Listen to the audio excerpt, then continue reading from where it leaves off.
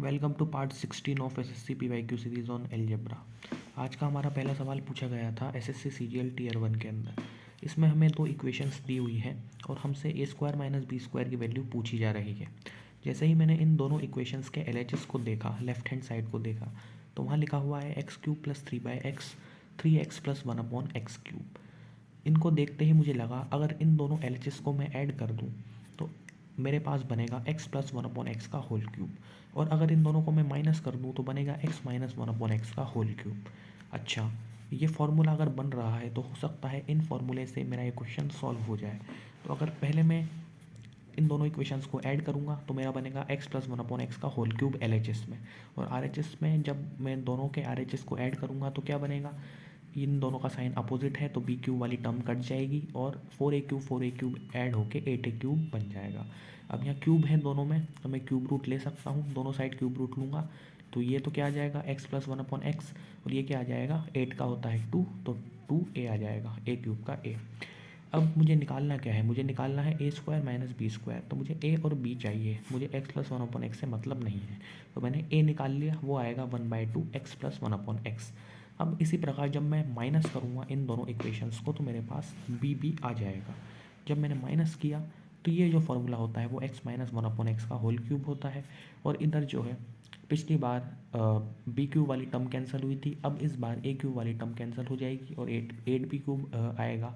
तो यहाँ से मैं b निकालूंगा तो वो आएगा 1/2 x माइनस 1/x।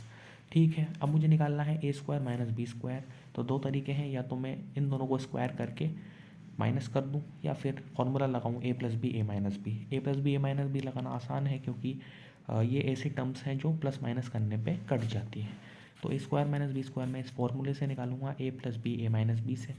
जब मैं ए प्लस बी निकालूंगा तो मुझे इन दोनों को ऐड करना होगा, हाफ दोनों में कॉमन है तो मैंने कॉमन ले लिया। जब मैं ऐड करूँगा तो 1/x का साइन अपोजिट है तो वो कैंसिल हो जाएगा और x प्लस एक्स ऐड होगा। उसी प्रकार जब मैं a माइनस बी निकालूंगा तो इस बार x और x कैंसिल हो जाएंगे और 1/x ऐड हो जाएंगे। तो ए स्क्वायर माइनस बी स्क्वायर जो है मेरा निकलेगा 1/2 इंटू 2x, इन दोनों को ऐड करके 2x, और यहाँ से 2/x आएगा 1/2 इंटू 2/x।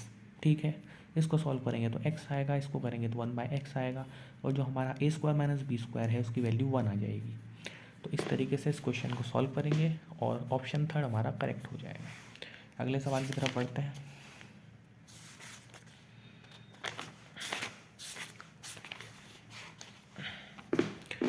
अगला सवाल भी पूछा गया था एसएससी सीजीएल टीयर 1 के अंदर। इसमें हमसे कहा गया है कि अगर x multiplied by x minus 3 minus 1 है तो हमें एक्स क्यूब माइनस 18 की वैल्यू निकालनी है। देखो ये एक यूनिक सवाल है, इसमें हमें थोड़ी यूनिक अप्रोच लगानी पड़ेगी। इसमें दो मेथड्स हैं इस सवाल को करने के लिए। ठीक है, तो पहला मेथड थोड़ा ज़्यादा ही यूनिक है और दूसरा जो है वो इतना यूनिक नहीं है लेकिन थोड़ा सोचने वाला मेथड है। तो जब हम पहले मेथड से करके देखते हैं फिर दूसरे से भी करेंगे। तो पहले मेथड में हम क्या करेंगे, हमें दिया हुआ है x multiplied by x minus 3। इसको अगर हम सॉल्व करें तो आएगा x square minus 3x plus 1 equal to 0। ठीक है, ये आ चुका है। तो एक तो टर्म ये है, और अगर इसको हम देखें तो ये है एक्स क्यूब माइनस 18, इसको ओपन करेंगे तो एक्स पावर 6 माइनस 18x3। इस मेथड में हम क्या करेंगे कि ये वाली टर्म जो है और ये वाली टर्म जो है उसको डिवाइड करेंगे, मतलब ये जो है हमारा डिविडेंड होगा और ये डिविज़र होगा, इन दोनों को हम डिवाइड करेंगे। फिर देखना जादू कितनी आसानी से हम इसकी वैल्यू पता लगा पाएंगे। तो हम क्या करते हैं, डिवाइड करते हैं। अब जिनको डिवाइड करना नहीं आता वो भी देख लें कैसे डिवाइड होता है। तो ये हमने डिवीज़न यहाँ लिख दिया हमारा और डिविडेंड यहाँ लिख दिया। अब आप कहोगे ये इतना बड़ा क्या लिख दिया, यहाँ पे तो दो ही टर्म थी, एक्स पावर 6 माइनस 18x3। तो देखो एक्स पावर 6 मैंने लिख रखा है और ये माइनस 18x3 भी मैंने लिख रखा है, लेकिन जब हम डिवाइड करेंगे मतलब ये वाली जो टर्म है एक्स पावर 6 माइनस 18x3, इस वाले एक्सप्रेशन में x power 5 x power 4 x square ऐसी टर्म्स नहीं दे रखी। लेकिन जब हम डिवाइड करेंगे तो ऐसी टर्म्स आएंगी, और वो आएंगी तो फिर हमें थोड़ा कन्फ्यूज़न हो सकता है, इसलिए मैंने इसमें भी ज़ीरो से मल्टीप्लाई करके टर्म्स लिख दी। अब ज़ीरो से मल्टीप्लाई किया है तो कोई दिक्कत वाली बात ही नहीं है, क्योंकि ज़ीरो से मल्टीप्लाई करना मतलब ज़ीरो ही होता है। तो कोई टर्म मैंने एक्स्ट्रा ऐड नहीं की है, बस सिंप्लीफिकेशन के लिए एक्स पावर 5 में 0 मल्टीप्लाई करके, एक्स पावर 4 में 0 मल्टीप्लाई करके एंड सो ऑन मैंने कर दिया है। ठीक है, 0x ऐसे सब लिख दिया है। अब डिवाइड कैसे करते हैं, जो डिविडेंड है उसकी हाईएस्ट पावर वाली टर्म लेते हैं जो कि है एक्स पावर 6, उसको डिवाइड करते हैं। डिवीज़र की हाईएस्ट पावर वाली टर्म लेते हैं एक्स स्क्वायर। एक्स पावर 6 को एक्स स्क्वायर से डिवाइड करेंगे तो एक्स पावर 4 आएगा। वो मैं यहाँ पे लिख दूँगा। अब यहाँ पे लिखने के बाद अब मैं क्या करूँगा, ये जो डिविज़र है इसको मल्टीप्लाई करूँगा x पावर 4 से। अभी उनको छोड़ दो, वो बाद में आएंगे। x पावर 4 से जब मल्टीप्लाई करूँगा मैं इस पूरी को, तो मेरे पास आएगा x power 6 minus 3x power 5। X square से मल्टीप्लाई किया तो x पावर 6, जब माइनस 3x से करूँगा तो माइनस 3x पावर 5 और 1 से करूँगा तो x पावर 4। अब क्या करते हैं हम डिवीजन में माइनस करते हैं, तो यहाँ पे भी हम माइनस करेंगे तो ये कैंसिल हो जाएगा। अब 0 और माइनस 3x पावर 5 को माइनस करेंगे तो प्लस 3x पावर 5 हो जाएगा, क्योंकि माइनस है तो साइन चेंज हो जाएगा, तो 3x पावर 5 हो गया। उसी तरीके से जब हम यहाँ माइनस करेंगे तो माइनस x पावर 4 हो जाएगा। अब यहाँ तक हम सॉल्व कर चुके हैं। अब हम क्या करेंगे, जो बाकी बची हुई टर्म्स हैं उन सभी को भी नीचे उतार लेंगे। उनको नीचे उतार लिया हमने, minus 18x³ plus 0x² plus 0x। अब वापस से वही प्रोसेस रिपीट करेंगे। इसकी जो हाईएस्ट पावर है वाली टर्म है 3x पावर 5, उसको डिवाइड करेंगे x² से। हमारा जो क्वोशंट है वो आएगा 3x³, उसको हम यहाँ पे लिख देंगे। अब वापस से क्या करेंगे, जो ये x² है इसको मल्टीप्लाई करेंगे, लेकिन इस बार मल्टीप्लाई 3x³ से नहीं, पूरे से मल्टीप्लाई करेंगे। सॉरी, पूरे से मल्टीप्लाई नहीं करेंगे, गलत बता दिया मैंने, केवल इससे ही मल्टीप्लाई करेंगे 3x³ से। ठीक है, तो अब x² को हम 3x³ से नहीं, x² को नहीं, मतलब इस पूरे को 3x³ से मल्टीप्लाई करेंगे तो हमारे पास कुछ ये आएगा। अब वापस से हम माइनस करेंगे, जब हम माइनस कर देंगे तो यहाँ तक हमारा सॉल्व हो गया। अब बाकी ये बचा है 0x² 0x। ठीक है, अब वही प्रोसेस रिपीट करेंगे, 8x पावर 4 को डिवाइड करेंगे, फिर हमारे ये आ जाएगा, फिर इनको माइनस कर देंगे तो ये आ जाएगा। ठीक है, अब वापस से रिपीट करेंगे, x³ को डिवाइड करेंगे इधर तो ये आ जाएगा, और लास्ट में हमारा ये बचेगा x² माइनस 3x। ठीक है, और जब हम x² को इससे डिवाइड कर रहे होंगे तो ये हमारा x² माइनस 3x आ चुका है। ठीक है, अब x² को x² से डिवाइड करेंगे तो क्या आएगा, लास्ट में 1 आएगा, तो 1 को हमने यहाँ लिख दिया। अब इस पूरी टर्म को 1 से मल्टीप्लाई करेंगे तो आएगा x² माइनस 3x प्लस 1। जब माइनस करेंगे तो ये दोनों तो कट जाएंगी, लेकिन यहाँ पे 1 आया है। अब देखो, यहाँ मैं 0 भी लगा सकता हूँ, कोई दिक्कत वाली बात नहीं है, क्योंकि 0 लगाने से कोई फ़र्क नहीं पड़ेगा। तो इसमें मैंने 0 लगा दिया, क्योंकि यहाँ पे कांस्टेंट टर्म आई थी, इसलिए मैंने यहाँ पे भी 0 लगा दिया ताकि सिंप्लीफाई आसानी से हो जाए। तो मुझे क्या करना है, 0 में से 1 माइनस करना है। 1 माइनस करूँगा तो -1 आ जाएगा। ठीक है, तो मेरा जो रिमाइंडर आया है वो -1 आया है। डिवाइड करने पे हमें फॉर्मूला पता है, dividend equal to divisor into quotient plus remainder होता है।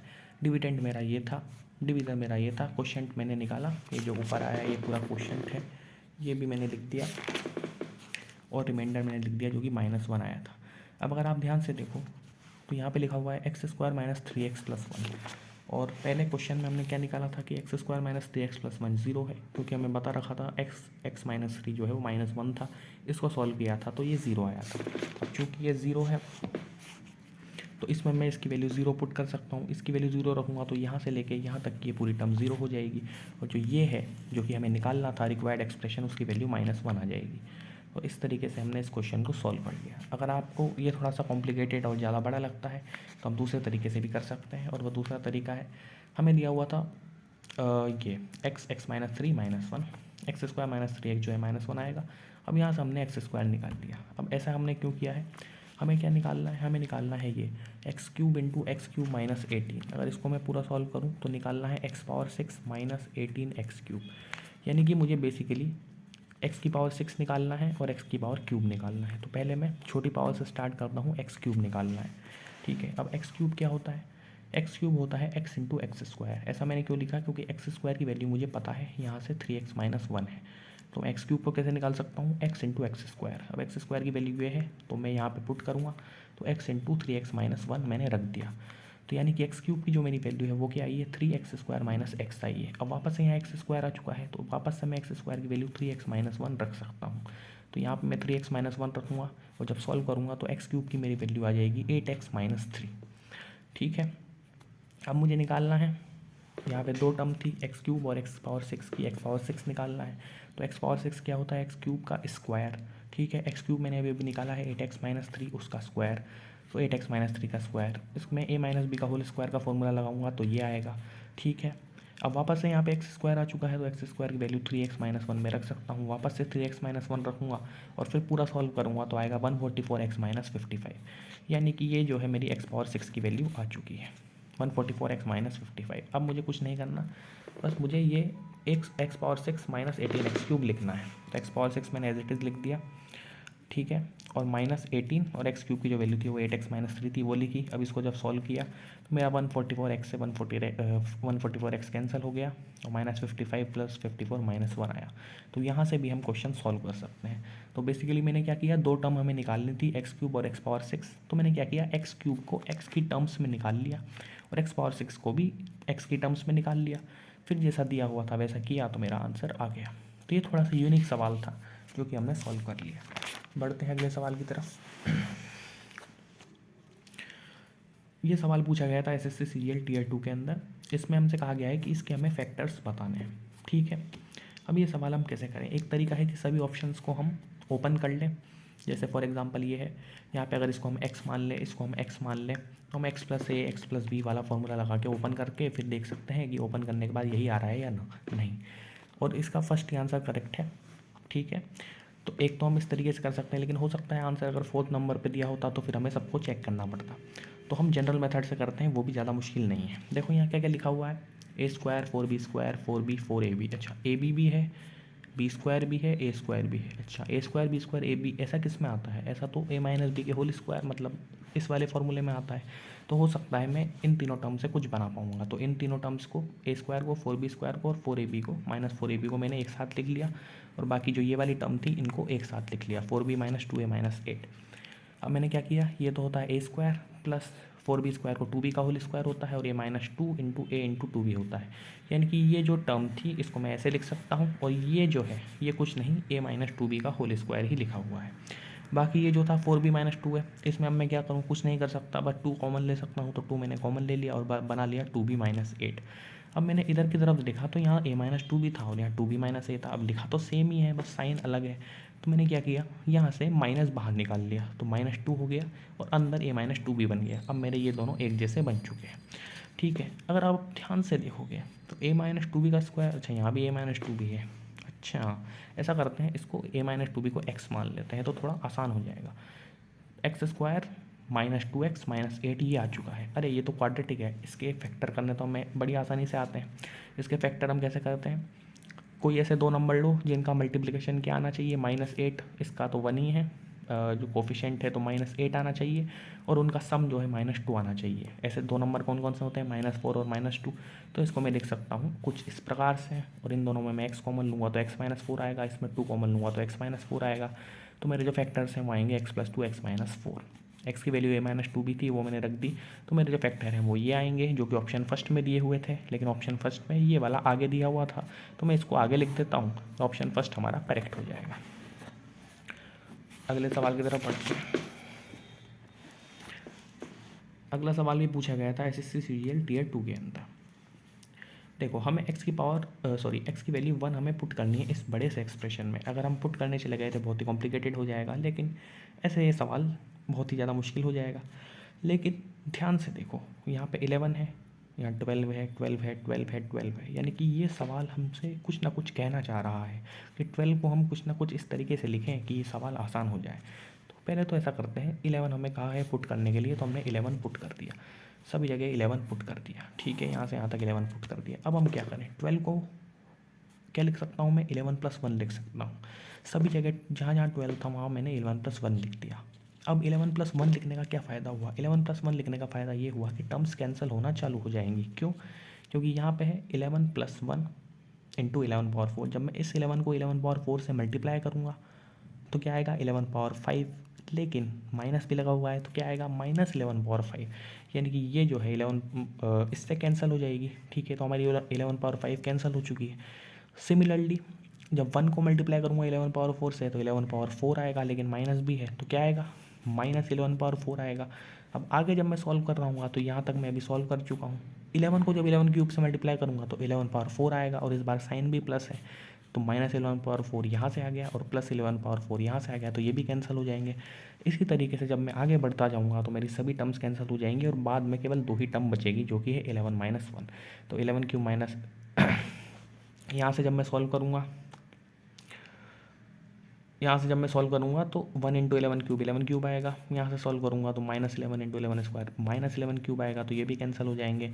फिर यहाँ से जब 1 को 11 स्क्वायर से मल्टीप्लाई करूँगा तो -11 स्क्वायर आएगा, यहाँ पे करूँगा तो +11 स्क्वायर आएगा, तो ये भी कैंसिल हो जाएंगे। लास्ट में बचेगी 11 - 1 यानी कि 10 हमारा आंसर होगा। तो इस तरीके से इस क्वेश्चन को सॉल्व करते हैं। जब भी आपको दिखे कि पुट करने पे बहुत ही बड़ा एक्सप्रेशन बन रहा है तो आप ऐसे कर सकते हैं। मिलते हैं आगे की वीडियोस में।